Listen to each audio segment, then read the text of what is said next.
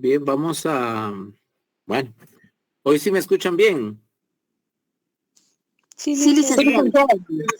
Así es. Buenas noches, licenciado. Buenas noches. Suspendimos la clase por el temita del audio, ¿verdad? Que no se escuchaba bien.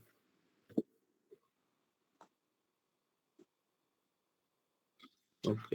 Bueno, esperemos en Dios que hoy no pase lo mismo. Bueno, ¿dónde nos quedamos, jóvenes?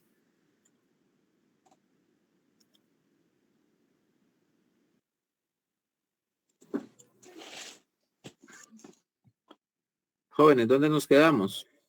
En las excepciones, licenciado, pero eran las de capacidad legal. Oh, ok, incapacidad legal, perfecto. Ok. Vamos a retomar el temita entonces de la capacidad legal. Algo en las excepciones, yo quiero, hay determinadas excepciones que es bien importante que ustedes comprendan, y es que su uso no solamente tiene que ver con el demandante, sino con el demandado. Por ejemplo, hablamos de la excepción de capacidad legal. La capacidad ya sabemos que es esa atribución mediante la cual, o facultad, más que una atribución, es la facultad de la cual tienen las personas para ejercitar sus derechos y sus obligaciones. La capacidad de goce y la capacidad de ejercicio se complementan. La capacidad de ejercicio se adquiere a los 18 años según el Código Civil, aunque hay una capacidad relativa para algunas cosas. Por ejemplo, se da la capacidad relativa en asuntos de trabajo, se da la capacidad relativa en asuntos de tutela, por ejemplo. Antes incluso había una capacidad relativa para contraer matrimonio, cosa que ya no es posible, según una de las, bueno, ya tiene algunos años esa reforma en el Código Civil, ¿verdad? Que bajo ningún concepto un menor de edad puede contraer matrimonio. Antes había la despensa o la dispensa judicial, y también pues otras maneras, ¿verdad? Los padres daban el permiso para que los hijos pudieran contraer matrimonio. Eso ya no existe, eso ya fue derogado y ya no se puede, no se puede, un menor no puede bajo ningún concepto contraer matrimonio. Pero existía la capacidad relativa. ¿Para dónde voy yo? Lo que yo les quiero decir, jóvenes, es que no crean que la excepción de capacidad solamente tiene que ver con el demandante o con el demandado. Puede o tiene que ver en ambas direcciones. Tiene que ver en ambas direcciones. O sea, la falta de capacidad legal puede estar presente tanto en el demandante como en el demandado. Cuando es en el demandante, es activa, y cuando es en el demandado es pasiva. La falta de capacidad legal es similar a la es similar a la falta de personalidad, falta de personería. Porque estas excepciones tienen que ver con la persona. Tiene que ver con la capacidad de la persona, pero vista desde diferentes ángulos o puntos de vista. Es por eso que la falta de capacidad legal puede estar presente en el demandante y, repito, o en el demandado. Si yo les pregunto en un examen, miren, jóvenes, la falta de capacidad legal es una excepción que está presente tanto en el demandante como en el demandado, la respuesta es sí. O si yo les pregunto, la falta de capacidad es una excepción que solamente puede plantearse en contra del demandante, pero no se puede argumentar a favor del demandado, ustedes, la respuesta debe ser que sí es aplicable a ambos sujetos. Esto es un detalle que pocos catedráticos explican.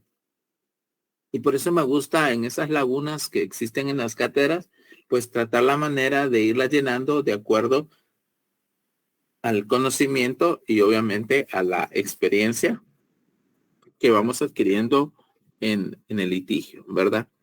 Entonces, ¿estamos claros ahí con la falta de capacidad legal? Sí. Ok, perfecto. Ahora hablemos de la siguiente, que es la falta de personalidad. Esto es similar, obviamente tiene diferencias, ¿verdad? La falta de personalidad es una excepción que tiene que ver con las personas que están inmersas en el litigio.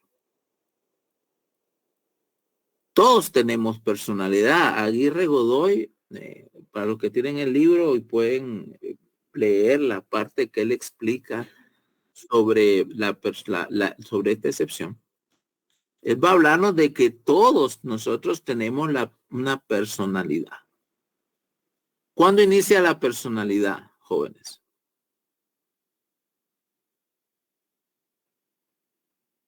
Jóvenes, ¿cuándo inicia la personalidad? Licenciado, buenas noches, cuando se adquieren derechos y obligaciones. Gracias, Sergio. Licenciado, No. comienza con el nacimiento. Comienza con el nacimiento. ¿Y qué más dice Carlos Alberto? No, con la mayoría de edad inicia la capacidad de ejercicio. O se adquiere la capacidad de ejercicio, porque la capacidad de goce también nace, ¿sí? También nace con la persona. Pero ¿qué más dice el Código Civil? El Código Civil establece que, pero al no nacido, ¿sí? Al no nacido se le considera nacido para los efectos y los derechos que a él le convengan. Les voy a poner este ejemplo para que entiendan la personalidad vista desde un punto sustantivo y cómo funciona desde un punto de vista procesal. Hablemos de una mujer. El 10 de mayo es el Día de la Madre. Todos estamos de acuerdo en eso, ¿verdad? También estamos de acuerdo que ese día, por ley, se le da a la mujer un día de asueto. ¿Estamos de acuerdo? Sí. Sí, licenciado. Le pregunto, ¿qué es o quién es una madre?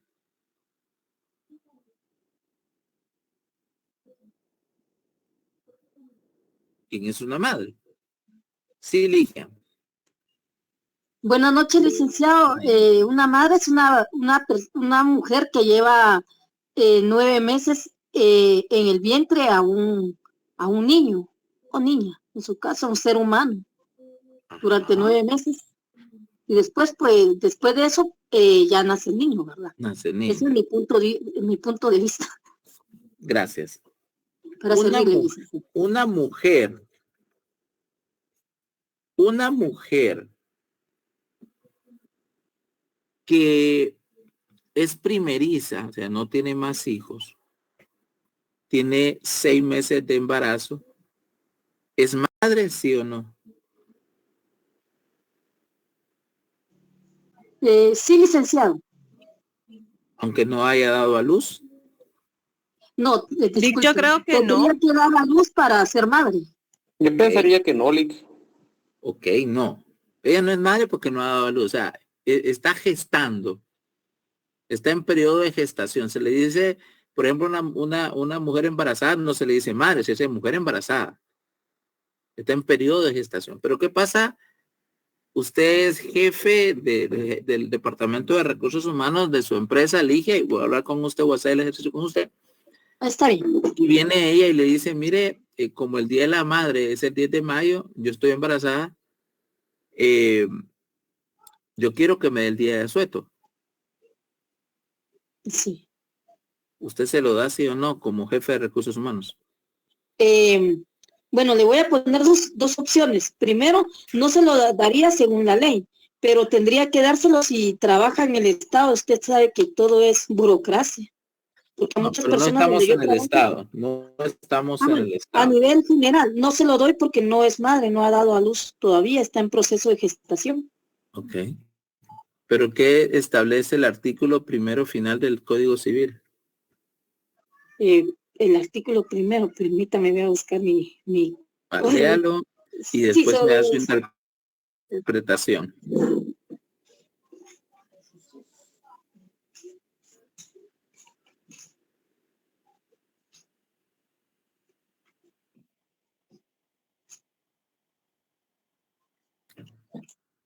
Disculpe, fíjese que no lo tengo cerca porque no estoy cerca de mi casa, pero solo cargaba 2 leyes. Va, está bueno, vamos a perdonar. ¿Lo puedo leer, licenciado?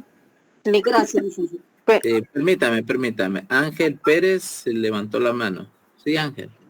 Sí, licenciado, conforme a lo que preguntaba, en cuanto a si le damos el día de la madre a la mujer embarazada, según lo que dice el artículo 1 en la parte que dice al que está por nacer, se le considera nacido para todo lo que le favorece. Yo considero que no le darían el día porque es el día de la madre y no es un beneficio para el bebé, por así decirlo. Entonces yo pensaría no es un beneficio, ahora hablemos de lo que usted menciona, no es un beneficio para el bebé que la madre que lo está gestando ese día, en vez de subirse a una camioneta, se pueda quedar tranquilamente gozando de su embarazo. Bueno, pero en cuestión de celebración, diría yo, no sé, pero no sé. ¿El Día de la Madre solo beneficia a la madre o beneficia a los hijos?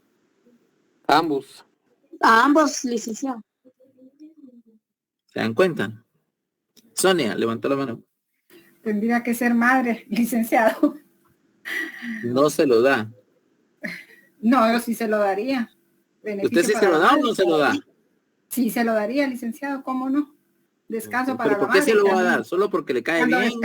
No, cuando descansa la madre, descansa el hijo también. Exactamente. Miren, pues, estos son los ejercicios importantes. En la práctica, obviamente a la iniciativa privada no le gusta dárselo. Desafortunadamente, así es. Domigray Mendoza dice, yo sí he visto que así se lo da, porque es que miren, pues, ese es el tema. En este caso, en este ejercicio, lo que uno hace es precisamente no solo leer por encima, sino un análisis al caso concreto y hacer una verdadera exégesis normativa. ¿Qué es la exégesis normativa? Una pregunta, un asunto de carácter gramatical, un asunto de carácter interpretativo y contextual para lograr entender lo que la norma nos quiere decir. Sí, compañera Domi.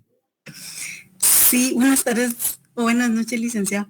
Sí, imagínense, eso me parecería cruel. Y imagínense que es el Día de la Madre y la señora feliz porque va a tener a su hijo y pues ya se siente madre y decirle, mire usted no, porque no ha nacido su hijo. O sea, cabal lo que usted dice, ¿verdad? Que hay que analizar la ley, ¿verdad? Porque en este caso, pues yo soy mujer y imagínense que yo fuera la jefa y le digo, ay, no, mire usted no, porque todavía no es madre.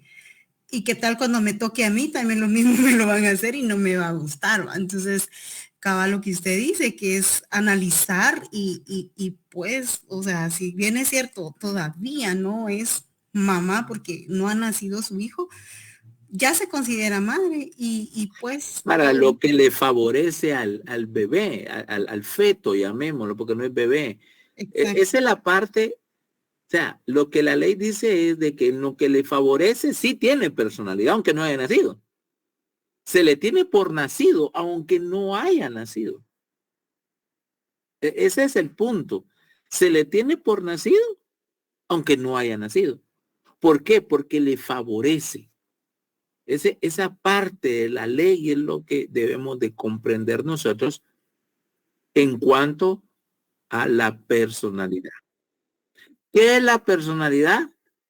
La personalidad es la investidura jurídica de la cual tienen las personas para ser sujetos de derechos y obligaciones.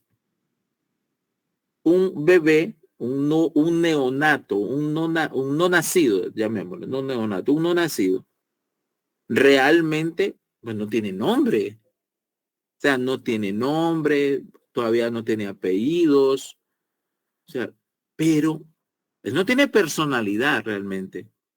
Pero como hay beneficios que la ley da cuando ese beneficio se le puede aplicar. ¿Y cómo se lo vamos a aplicar separado de su mamá si están unidos? O sea, no podemos, no podemos, no, es que es como es el día, supongamos, es el día del niño, ¿ah? No, pues es el día del niño, pero que vengan todos los niños, no a la mujer embarazada, porque obviamente no es, me explico. El tema es ese examen y que uno debe venir, ok, o sea, el día de la madre, pero es madre porque hay hijos. Y la madre dice, bueno, cuando la madre ya está grande, dice, bueno, ¿qué hacen las madres cuando están grandes? Pues lo que quieran es estar con sus hijos o no. ¿Y qué hacen los hijos con que estén grandes? Bueno, voy a ir con mi mamá. O sea, realmente es una cuestión familiar. De eso es que es lo que yo quiero que entendamos en cuanto a la personalidad. O sea, el feto puede gozar de derechos aunque él no haya nacido. ¿Por qué? Porque la personalidad es ese atributo, ¿sí? En el cual nosotros podemos gozar del mundo del derecho. Y eso se le atribuye al feto, aunque él todavía no sea un sujeto pleno de derechos y obligaciones. Sí, Sergio levantó la mano. Licenciado, entonces se podría decir que aunque el feto no haya nacido en cuestiones que le favorecen, sí es considerada madre Por supuesto, eso es lo que está estableciendo el artículo primero. Eso es lo que está estableciendo el artículo 1 del Código Civil. Precisamente. Muy bien, vamos a continuar. ¿Por qué José levantó la mano? Sí, buenas noches. Solo con este tema podría entrar como ejemplo lo que tenemos, digamos, si yo estoy afiliado al ICS y mi esposa no, pero al momento de ya estar embarazada ya puede contar con ese beneficio. Es por el feto, ¿verdad? Por estar... Exactamente. Ese es otro ejemplo. Y por eso la seguridad social y todo, pues, trata de irse por ese lado, porque protege, aparte del deber constitucional de proteger la vida. Recuérdense que la Constitución Política de la República de Guatemala establece que el Estado protege la vida desde su concepción, no desde su nacimiento, no desde su concepción. Entonces, pero obedece, es un derecho, vamos, que es un derecho que tiene el feto. Se le da a la mamá, pero se le está realmente dando al feto. ¿Por qué? Porque si la mujer no sale embarazada, ella no tiene derecho. ¿Me explico? Entonces, eso es muy bueno su ejemplo, compañero. Sí, Sonia, levanta la mano. En cuanto a la mamá adoptiva, licenciado, también tiene sus derechos, ¿verdad? El Día de la Madre. Por supuesto. Sí, madre es madre. Y la madre adoptiva es, yo siempre he dicho que es de las más hermosas. ¿Por qué? Porque ella no, aunque no la unió un cordón umbilical, la sublima el amor de adoptar a alguien que aunque no comparta sus genes, está dispuesta a prodigarle el amor de una madre biológica. Por supuesto. Así es. Sí, licenciado.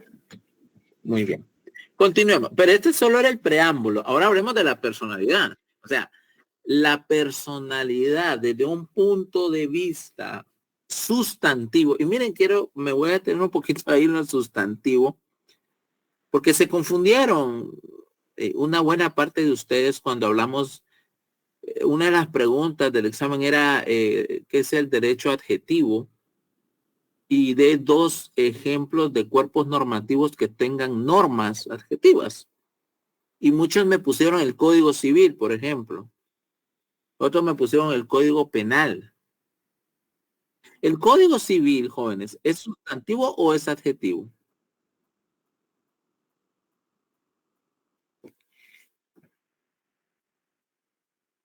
Sustantivo. ¿Ustedes saben por qué se le llama sustantivo al Código Civil, al Código Penal? ¿qué le digo? A muchos otros códigos. ¿Por qué realmente se le dice sustantivo? Sí, Juan Pablo. El licenciado es porque contiene la sustancia de lo que se quiere regular, o sea, la esencia de eso, digamos. Contiene normas generales, contiene normas y los voy a llevar, miren, los voy a llevar a la gramática. ¿Qué es un sustantivo? ¿Qué es un sustantivo? ¿Será sustentar el derecho, licenciado? No, miren. O ¿Qué es un sustantivo? En la gramática, ¿qué es un sustantivo? Miren, es que nosotros, miren, pues, les voy a decir una cosa. Nosotros, los abogados, debemos ser expertos en la lengua, en entender las palabras. El artículo 10 de la ley del organismo judicial establece que la ley se entiende de acuerdo a su significado de la Real Academia Española y tiene las reglas hermenéuticas o de interpretación de la ley. Yo siempre he dicho que las universidades deberían de tener un curso de interpretación, de hermenéutica y de exegética jurídica. No existe. Y algo tan sencillo, yo les pregunto, gramaticalmente, ¿qué es un sustantivo? Sí, Ligia. Que tiene existencia real y es independiente, ¿no? No. Helen ya lo puso ahí en el chat, los que tienen abierto el chat. Luis Fernando levantó la mano. Gramaticalmente es de quien se habla en la oración, licenciado. Sí, Cristi, te escucho.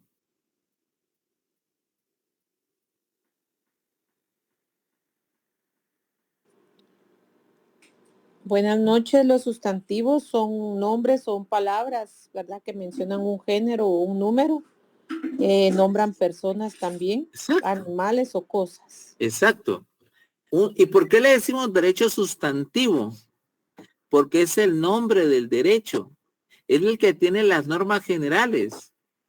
Por eso se le llama el derecho sustantivo a aquellas normas estáticas. A aquellas normas que están sin moverse dentro del mundo jurídico. Por eso se le llama derechos sustantivos o normas sustantivas. Porque todo sustantivo para moverse necesita un adjetivo para calificarlo, para que pueda tener una cuestión distintiva. El adjetivo, se dice que el adjetivo en gramática es todo aquella forma de lenguaje, llamémoslo de esa manera, que califica al sustantivo. Y esas normas son adjetivas porque nos van a variar al sustantivo, que es lo que realmente estoy diciendo. Lo que estoy diciendo es de que las normas adjetivas le van a dar vida y calificación a las normas sustantivas. Por eso, o sea, las palabras no se inventan, ya están ahí, solo tenemos que conectarlas con nuestro lenguaje común. Es por eso que no se equivoquen que las normas adjetivas son normas procedimentales. Porque agarran el matrimonio, por ejemplo, y ¿qué pasa? ¿Dónde están las normas para liquidar un patrimonio conyugal? El patrimonio conyugal es una institución del derecho civil. ¿Estamos de acuerdo en eso? Sí, estamos de acuerdo en eso. ¿Me escuchan? Sí. Ok. Entonces, ¿cómo liquido un patrimonio conyugal? Eso ya no está ahí. Yo necesito ir a darle vida a ese patrimonio conyugal para poderlo liquidar. ¿Dónde están las normas de la liquidación del patrimonio conyugal? Están en el Código Procesal Civil y Mercantil. Cuando conocemos la diferencia entre el derecho sustantivo y el derecho adjetivo, en ese momento comenzamos a comprender los juicios y comenzamos a utilizar de una forma mucho mejor las normas jurídicas. Ahora, teniendo eso de telón de fondo, vamos a nuestra excepción de falta de personalidad. Ya sabemos qué personalidad, ya sabemos cuándo inicia, cuándo finaliza, cuándo termina. Pero en un juicio, en un proceso, yo les pregunto, todos tenemos personalidad, pero ¿tendremos personalidad para estar en un proceso? La personalidad es la legitimación, y tomen nota de esto. La personalidad es la legitimación de que tienen que contar las partes dentro de un proceso. Eso es la personalidad o legitimación. La legitimación puede ser una legitimación activa o una legitimación pasiva. Sucede lo mismo que en la capacidad legal. Les voy a poner este ejemplo, porque con ejemplos que comprendemos las instituciones.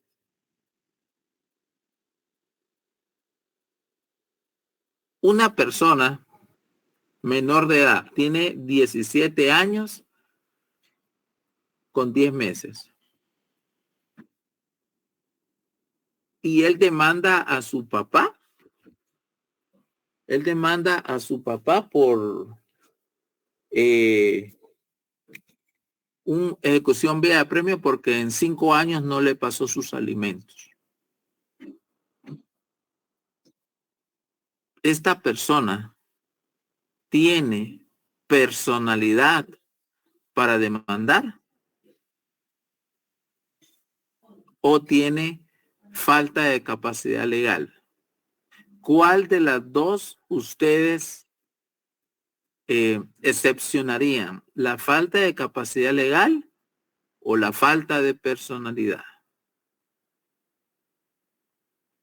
Falta de capacidad legal, licenciado. Falta de capacidad legal. No, falta de personalidad. Capacidad legal, licenciado. Falta de capacidad legal. Muy bien, no cayeron en la trampa. Eso me gusta. Ahora, les pongo otro ejemplo. El mismo caso, pero en esta vez va a ser el primo.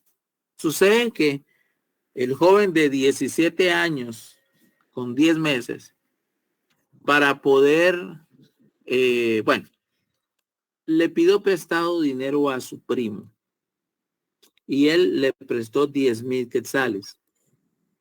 Y él le dice, mira, ¿sabes qué?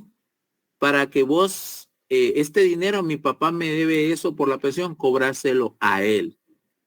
Entonces viene el primo y dice, no, bueno, agarra la sentencia, agarra el documento donde está la obligación y demanda a él al papá del muchacho.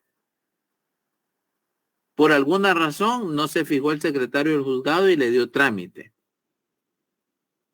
¿Qué hay ahí? Aunque es una ejecución, pero ¿qué tipo de excepción, la cual sí podría hacerse valer, aunque no como previa, dentro de ese proceso? ¿Existe falta de personalidad en el ejecutante, sí o no, Sergio? Sí, licenciado, ahí es falta de personalidad. ¿Por qué? Ahora explíqueme usted. ¿Por qué es falta porque él no es el indicado o el interesado para hacer, para cobrar a terceras personas. Pero no tiene personalidad para llevar a cabo o valer un derecho porque ese derecho no le corresponde a él. Muy bien, esa es la respuesta. Él no tiene una legitimación. ¿De qué carácter? ¿De qué carácter es la legitimación? Activa. Activa, muy bien. Esa es la respuesta. Ahí hay falta de personalidad. ¿Por qué? Porque quien está haciendo valer el título no es la persona que lo debe hacer valer. Ahora, hablemos de un juicio de conocimiento. En un juicio de conocimiento, se van a demandar en un sumario un desahucio. ¿Sí? Hablemos de un desahucio. En un desahucio en el cual el propietario, digamos, no dio un contrato de arrendamiento. Hay contratos, desafortunadamente no se celebran los arrendamientos, cosa que usted como notario de su abogado, de su cliente nunca debe permitir. Entonces viene y él extiende un arrendamiento. Pero a él sucede que él no quiere pleitos. Él quiere demandar, pero él no quiere estar ahí. Y le dice a su primo, mira vos, demandame eso vos y ahí lo sacás y si te pagan ese dinero es tuyo. Por alguna razón, como ellos se llaman, tienen apellidos iguales o digamos si son hermanos, va a demandar el hermano, llamémoslo. Y él demanda. Y como no es propiedad lo que él está demandando, entonces eso la simple posesión por arrendamiento le dan trámite. ¿Existe ahí falta de personalidad en el actor?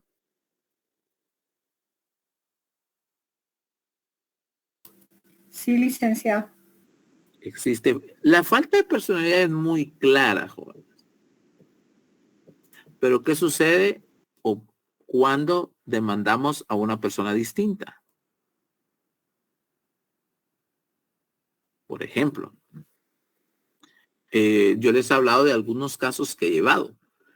Sucede mucho cuando hay representantes legales. Que pasa una demanda donde en vez de demandar a la entidad, uno demanda al representante, o demanda al mandatario, o demanda al presidente de la corporación. En esos casos existe falta de personalidad. ¿Por qué? Porque debe de haber identidad. Miren, pues esto se trata de que debe de haber identidad entre los sujetos que les interesa el mismo objeto. En un arrendamiento tenemos arrendante y arrendatario. En una compraventa tenemos vendedor y comprador. ¿Sí? En un título de crédito tenemos librado y librador. En un matrimonio tenemos esposo y esposa. En alimentos tenemos alimentista y obligado. Esos son los conceptos que nosotros debemos de entender. Cuando el actor no tiene personalidad suficiente para actuar, ahí hay falta de personalidad en el sujeto activo o falta de legitimación activa. Cuando este problema o esta falencia, llamémoslo de esa manera, se da en el demandado puede también decir, mire, yo no tengo por qué ser demandado. Por lo tanto, hay falta de personalidad o legitimación pasiva en el demandado. Lo que yo les decía, no solamente es en el demandante, también puede ser en el demandado. ¿Estamos claros ahí? Sí. Preguntas, pregunten ahora, pues, porque ya en este examen que viene se van a poner ejercicios. Qué miedo. Bueno, hablemos ahora de falta de personería. ¿Qué es la personería? De un punto de vista sustantivo.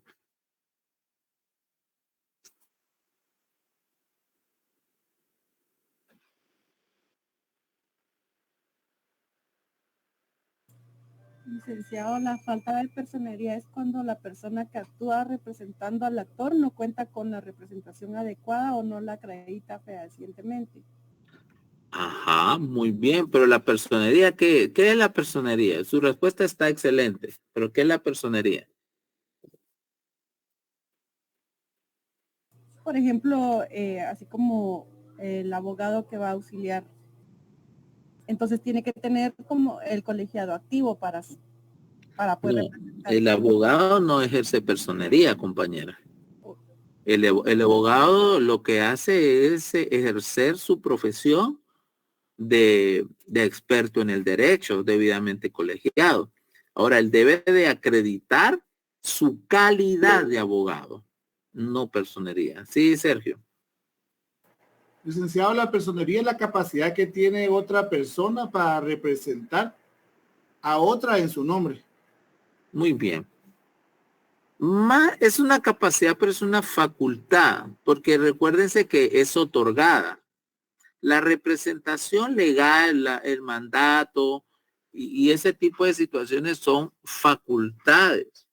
Los mandatarios judiciales, los mandatarios especiales, los mandatarios generales, son facultativos. Pero evidentemente hay requisitos. Eso no quiere decir que no haya requisitos para ejercer un mandato, para ejercer una representación. Por ejemplo, los quebrados, los interdictos, los menores de edad. O sea, ellos no pueden ejercer nunca un mandato. De hecho, la ley es bien enfática en decir que no puede representar al otro el que no se puede representar a sí mismo. O sea, el primer requisito para representar a otro es que yo o que la persona esté en el pleno gozo de sus derechos civiles. Eso es lo primero. Yo puedo ser mandatario, yo puedo otorgar mandato, yo puedo comprar, yo puedo vender, yo puedo contratar, puedo ser contratado. Si yo puedo hacer todo eso, quiere decir que yo puedo representar a alguien. Si no hubiese dentro de esa representación algunos asuntos muy específicos, digamos, ¿verdad? Porque hay representaciones que ya vienen, por ejemplo, que sean bilingües, o sea, ya son cuestiones especiales de acuerdo a los requerimientos que no están en la ley.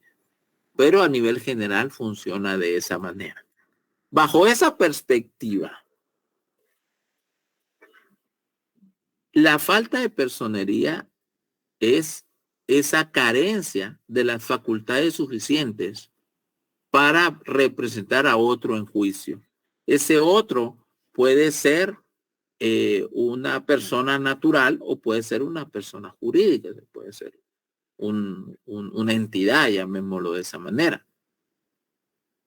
Y es bien importante su calificación. Cuando ustedes sean abogados, y, por ejemplo, a su cliente le lleven una demanda a través de un representante, lo primero que hace el abogado es leer la representación. Si la representación, porque miren, pues no basta ser representante, no basta, sino que el representante tenga las facultades necesarias para acudir en juicio. Por ejemplo, un mandatario, ¿cuál sería su requisito esencial?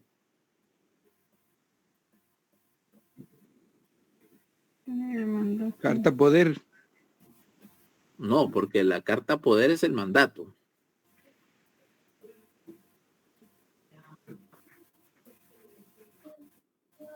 ¿Su identificación como colegiado activo? No. Tal vez estar inscrito en el Archivo General de Protocolo. El poder. Obviamente el poder, pero ese mandato, ¿cómo se le...? Miren, pues yo les mencioné, hay mandatos generales, hay mandatos especiales y mandatos judiciales. Para poder comparecer en juicio, ¿qué se necesita? ¿Un mandato? Ser mandatario judicial. Mandato judicial. Pónganle todo lo que quieran, pero el mandato debe ser judicial. Y ese mandato judicial debe tener facultades suficientes para poder representarlo en juicio. ¿Me explico? Entonces, ¿Sería legitimación, licenciado? no, representación.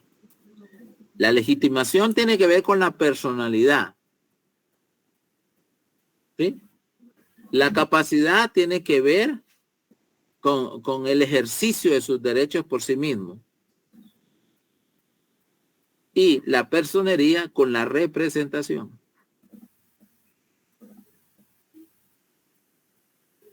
A un menor de edad, ¿quién ejerce la personería de un menor de edad? El padre, el hijo o el tutor. El padre o el tutor. Muy bien. ¿Y cómo acredita su personería? Con el acta, en el caso de los padres, con el acta de nacimiento. ¿Qué dicen los demás? Yo pregunto, imagínense una pregunta en el examen que diga, ¿con qué acredita su personería el padre o madre de un menor de edad en juicio? ¿Será que la respuesta con el acta de nacimiento del menor es correcta?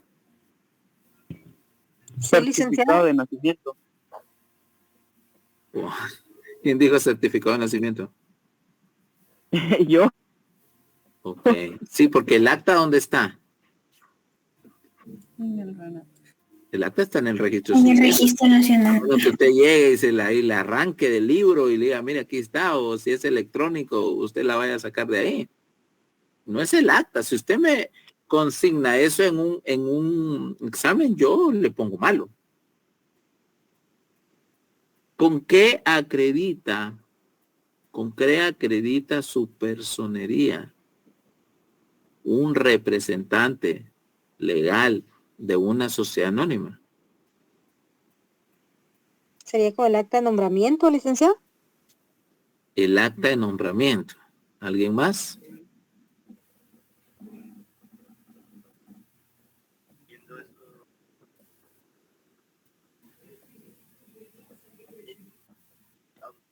Con la inscripción en el... ¿En dónde? ¿En el registro mercantil? En el registro, con la inscripción, con una razón ahí, ya con eso basta. Sería el acta de nombramiento y la inscripción en el registro mercantil. El acta de nombramiento. Pero esa acta, ¿qué acta es? ¿La que hace la sociedad anónima? ¿La que hace el secretario? ¿Qué acta es?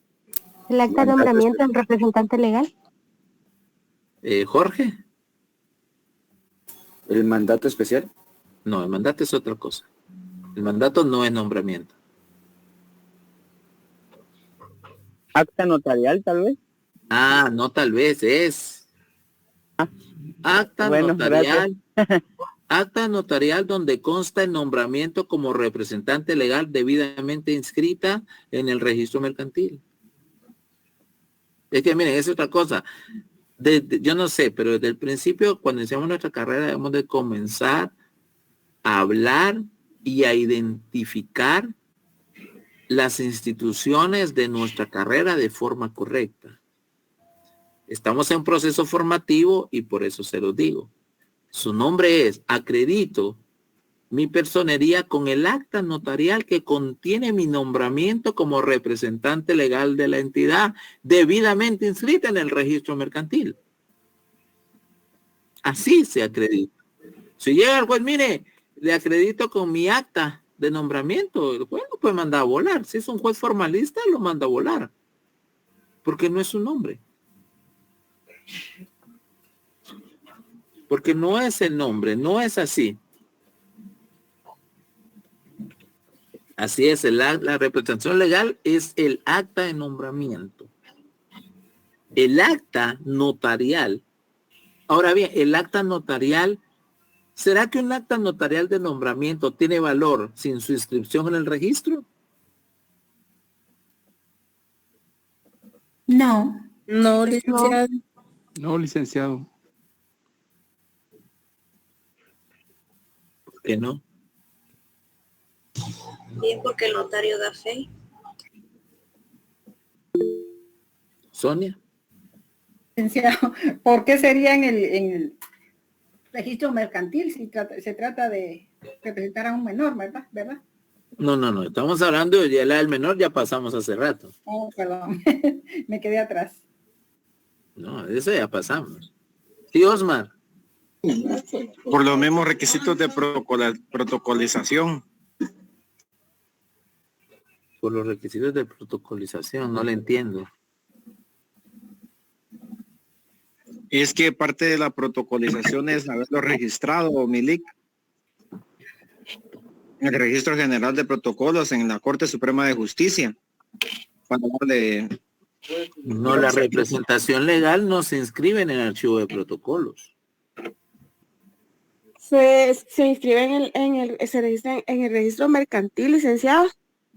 Sí, exacto. Ahí es donde se inscribe. Sí, Jacqueline Azucena. Buenas noches, licenciado. Bueno, yo no sé si voy a estar en lo correcto, pero voy a opinar. Si el acta está constituido o si está faccionada y no se registra ante el registro mercantil, no tiene validez, ya que estamos representando a una entidad. Y si estamos dando a entender que estamos representando y no está inscrita, siento que no tiene validez. No tiene validez. ¿Por qué? Porque es lo mismo que una escritura pública que usted pretenda acreditar un derecho de propiedad y no lo inscribe en el registro de la propiedad. Sí. Una cucharada de mostaza y mezclaremos muy bien. Taparemos y dejaremos reposar por 30 minutos. Mientras tanto, trituraremos una bolsa de cereal sin azúcar. Ya, sin bolsa de cereal. Entonces, miren pues. El acta notarial contiene, pero para que tenga efecto, tiene que estar debidamente inscrito en el registro respectivo. Ahora bien, el mandato, lo mismo, el mandato judicial. Ojo con esto. El mandato judicial debe ser inscrito en el registro de poderes del Archivo General de Protocolos de la Corte Suprema de Justicia. Creo que por ahí hablaba el compañero, pero el acta notarial de nombramiento no es un mandato, no confundan.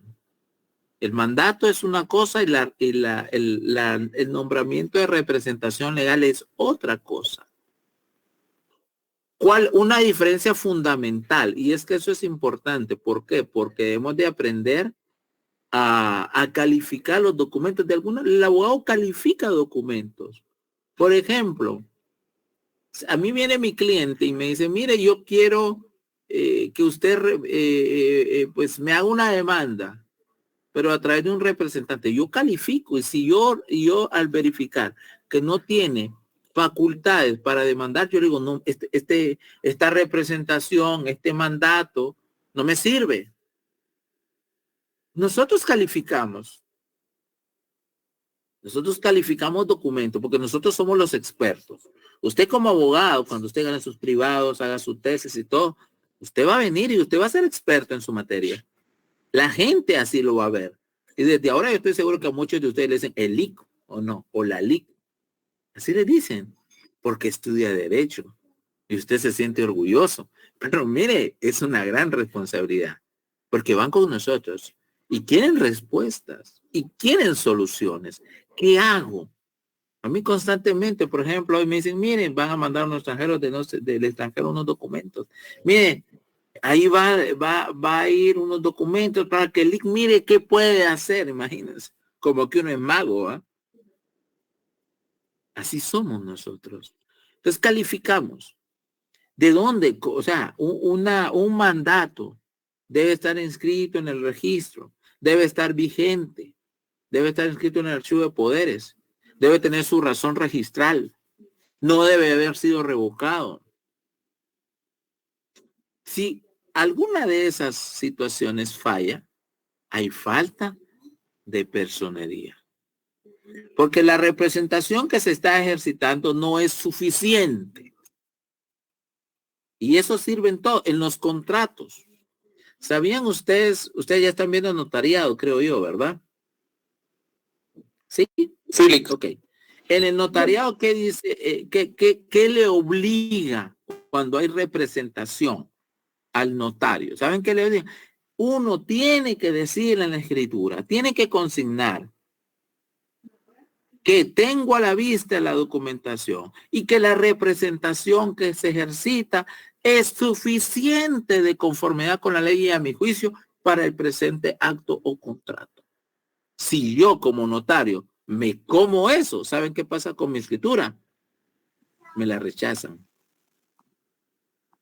Si va al registro, por ejemplo, el registro de la propiedad dice, se suspende la inscripción porque el notario no calificó la personería. Y lo mismo es en juicio. Y va a venir, y bien, es cierto que el juez debe calificar, pero hay situaciones que probablemente al juez se le pasa. Entonces usted viene, no, señor juez, mire, este señor no tiene personería para actuar en este juicio. Eso es la personería. El actuar en representación del otro y que esta representación sea suficiente de conformidad con la ley para que realmente pueda estarlo representando. ¿Estamos ahí, jóvenes? Sí, ok, va. Recuérdense, yo ahorita ya estoy viendo que va a entrar en el segundo parcial y yo sí quiero que ustedes se pongan pilas porque va a haber mucha parte práctica y yo sí quiero. ¿Por qué? Porque la teoría toma vida con la práctica. Lo sustantivo toma vida con lo adjetivo. ¿Estamos? Dice Ligia, doy fe, dice. Doy fe. Bueno. Si no hay dudas, vamos a la siguiente excepción, la número 7, que es la falta de cumplimiento del plazo o de la condición a que estuviera sujeta la obligación o el derecho que se haga valer.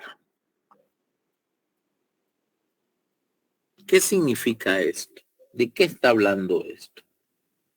Falta de cumplimiento del plazo.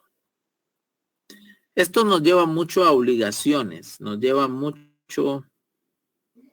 Lick dice, y así como usted dice que vendrán ejercicios, nos podría dar algunos ejemplos. Bueno, pues estos ejemplos son los que doy en clase, compañero.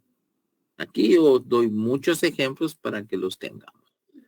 Tal vez vamos a hacer un laboratorio antes del examen, ¿oyeron? Para que ustedes no se pongan tan nerviosos. ¿Estamos de acuerdo ahí? Sí, gracias. Sí. Veamos, falta el cumplimiento del plazo. ¿Quién me da un ejemplo de falta de cumplimiento del plazo?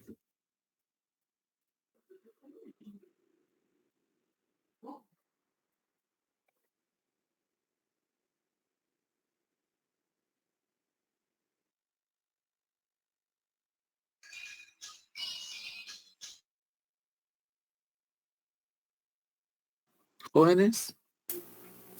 Cuando ya se inicia el juicio y se presentan las excepciones previas. Así es que obviamente, pero se falta el cumplimiento del plazo. Dice.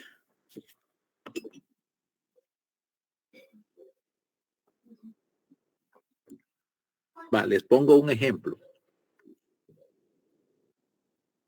Rafael Silva está arrendando una casa por un año.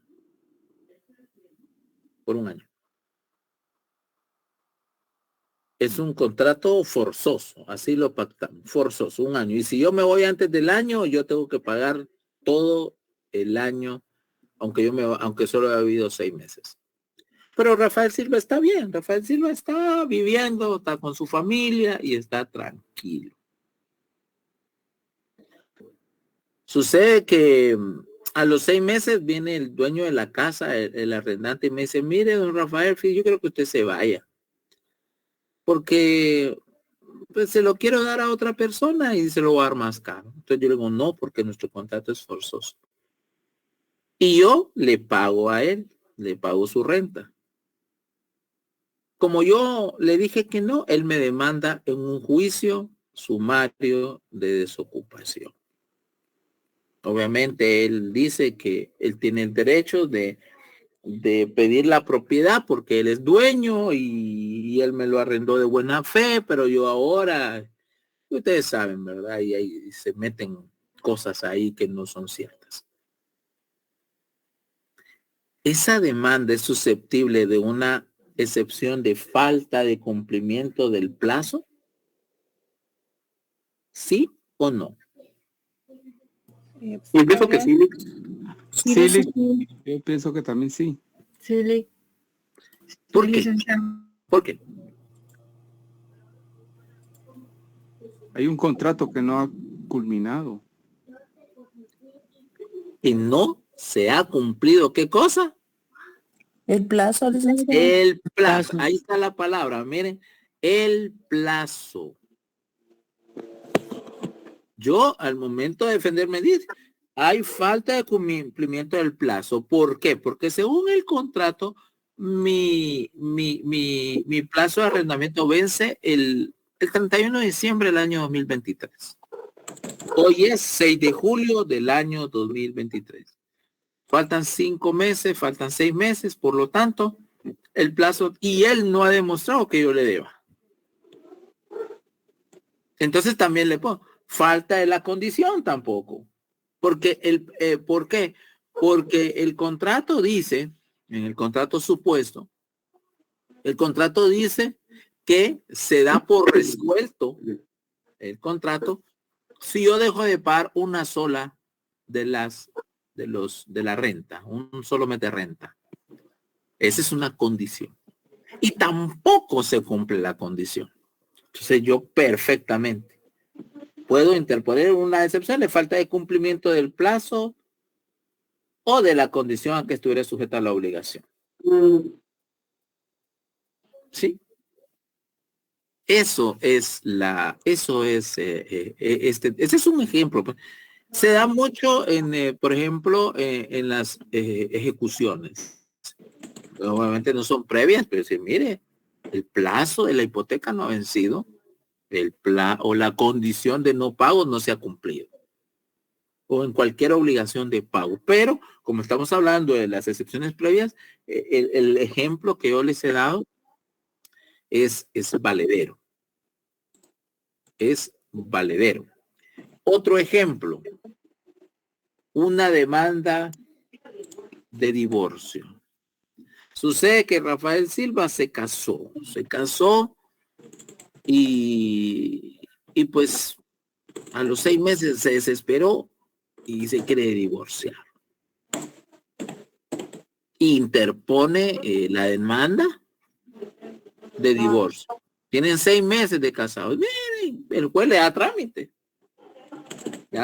Aunque no hubiera dado, pero ¿por qué eso pasa? Se le pasó al juez. Pero viene la esposa de Rafael Silva y dice, no, papayito, la cosa no es así. Va con un abogado de la San Carlos y el sancarlista le dice, no. Esta demanda puede interponerse a los 6 meses. No, licenciado, esa... No, es al año. Al año. Entonces, Sí, hasta el año. Falta de cumplimiento del plan. Si usted quiere divorciarse, perfecto, pero hágalo al año de casado, no ahorita. Porque el plazo para que usted pueda demandar ese derecho de divorciarse no se ha cumplido. Entonces usted tiene que aguantarse. ¿Me explico? Aquí no es un contrato, sino es una institución, pero es un plazo que la ley ha establecido, que el legislador estableció oportunamente. Entonces, en ese sentido, hay falta del cumplimiento del plazo para ejercitar un derecho. ¿Verdad? Entonces, esa es, algo así van a venir los ejercicios, ¿verdad? Dentro de su examen. Y espero que estas clases, a través de estos ejemplos, nosotros podamos irlos comprendiendo. ¿Estamos claros hasta ahí, jóvenes? Sí, licenciado. ¿O tienen dudas?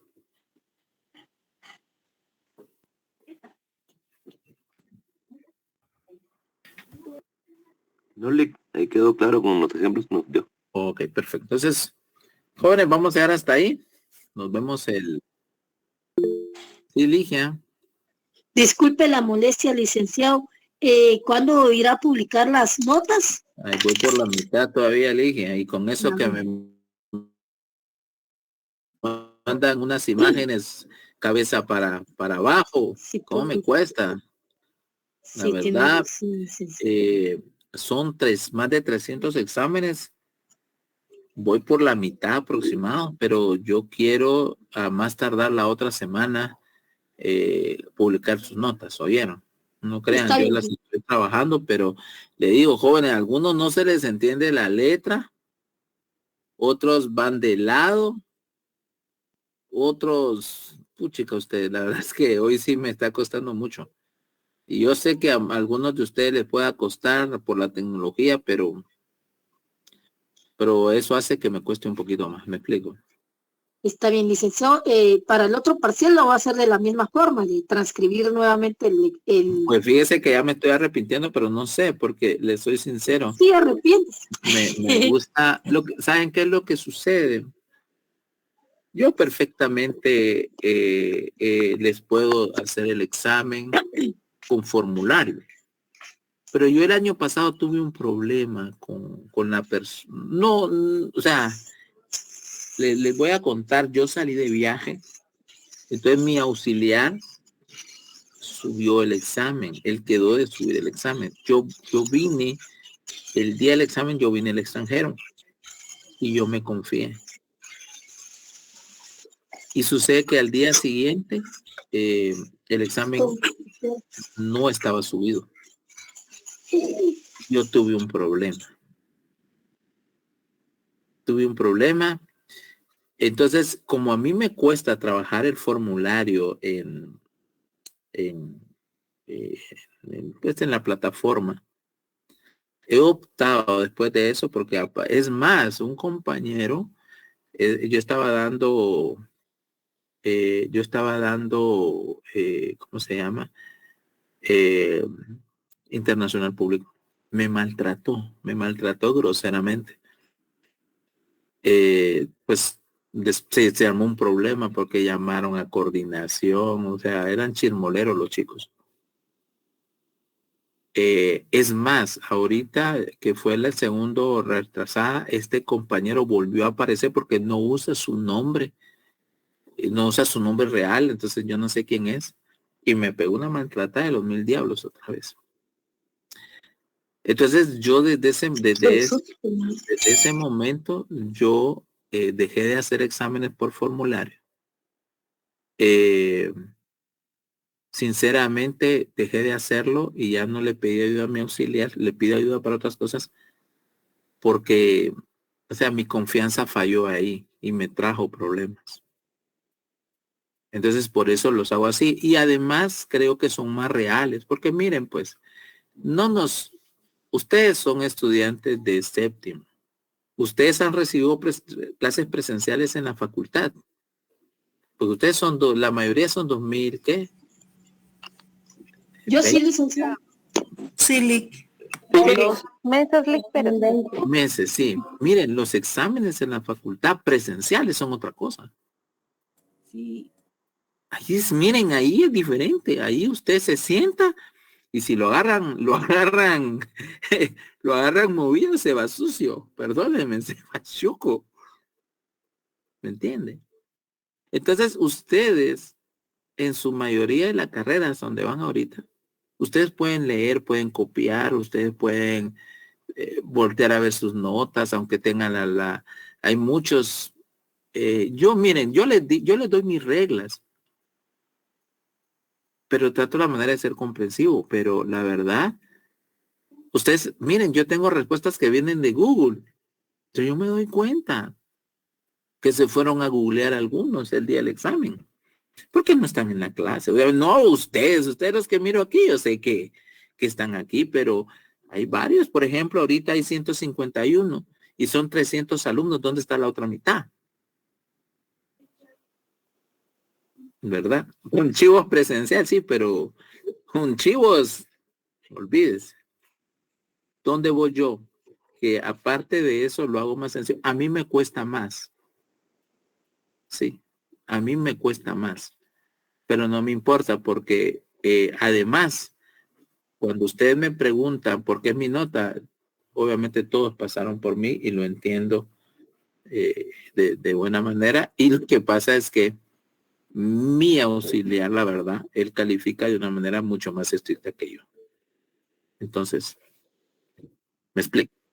Ya. Entonces, no sé cómo lo voy a hacer, pero yo creo que voy a seguir la tónica. ¿Por qué razón? Porque es la que, aunque me cuesta más, la que me da más confianza y me doy cuenta de mejor cómo están ustedes. Levantaron la mano. Sí, dice, los que no están son los que protestan más. Es cierto, Rudy. Eso es totalmente cierto. ¿Algo más, jóvenes? Licenciado, dice que yo pienso que no debe de hacer caso de estos muchachos, de estos estudiantes que le llevan mal o le tratan mal, ¿verdad? Porque no es solo a usted, yo me he dado cuenta que a muchos catedráticos también les dicen de todo, pero yo pienso que no hay que hacer caso. No, mire, la verdad es de que uno en el momento se enoja a usted, pero a la larga uno sabe, yo sé quién soy yo y me imagino quién es el que está del otro lado, entonces pobre, va, pobre. Sí, Marlene. Sí. Sí, licenciado, buenas noches. Solamente consultando la fecha del extemporáneo, perdón. Lo vamos a hacer el viernes después que terminen clases. Listo, gracias. Vaya. Bueno. Quedamos aquí, jóvenes, que pasen una feliz noche y Dios primero, terminamos las excepciones el día viernes, ¿oyeron? Sí, feliz noche. Licenciado, disculpe, una duda. La vez pasada cuando ya no se podía hablar. Fíjense que con respecto a la incapacidad, cuando estábamos hablando de la interdicción, si esto es una interdicción parcial y se incluye esa excepción y luego se prueba que ya la persona que era interdicta ya está bien, se vota el proceso. O sea, eso se cancela y vuelve a empezar otra vez. ¿Es correcto? No. Vamos por partes. Comience otra vez porque me perdí. Cuando hay, por ejemplo, interdicción parcial y se pone una excepción por incapacidad y luego viene la persona que está interdicta parcialmente y ya no es considerada interdicta, la excepción termina y se vuelve a... Le voy a explicar. La falta de capacidad legal, ¿sí? Que hablamos de la interdicción, es una excepción que se conoce a través de los incidentes. Va a depender del momento. O sea, si al momento en que se ventila la excepción, la interdicción está presente y le incapacita realmente para la demanda, entonces la demanda es rechazada. La demanda no sigue, la demanda llega hasta ahí. Pero supongamos, el auto que declara con lugar la excepción, supongamos que se notifica o queda firme el 1 de febrero del año 2023. Pero sucede que esa interdicción parcial es levantada el 1 de marzo. En ese momento hay que volver a demandar. Muy bien, licenciado. Ya comprendí. La excepción no es que venga y siga, no. Si la excepción es declarada con lugar, el proceso termina. Porque entonces, ¿qué le dicen? Le dice el juez prácticamente, ahora demanda el representante del interdicto. Usted demandó mal, usted tiene que demandar al representante del interdicto, no al interdicto. Pero al mes ya el interdicto está bueno, llamémoslo, ahora se le levantó. No hay peces. Ahora me voy de una vez. Y al momento en que sea demandado, él está ya no está interdicto, pero si en el camino le dice, mire, volvió a caer en interdicción, no hay pena. Como ya le dieron trámite, entonces ahora solo dice, ok, debido a ese extremo, ahora yo demando al representante del interdicto. Muy bien, y así ya continúa entonces. Así ya continúa, ahí es. Muy bien. Por eso les digo, es importante que ustedes manejen bien esto. O sea, aquí no se trata de fatales, ¿verdad? Sino realmente que debe haber habilidad para conocer las instituciones, cómo funcionan, para defender bien a su cliente, sea cual sea el lado donde usted esté, ¿verdad? Perfecto, muchísimas gracias. Ok, para servirles, jóvenes, que descansen, y los que no hacen nada, buen provecho. Feliz noche, Gracias, Lick, igualmente. Feliz noche, Lick.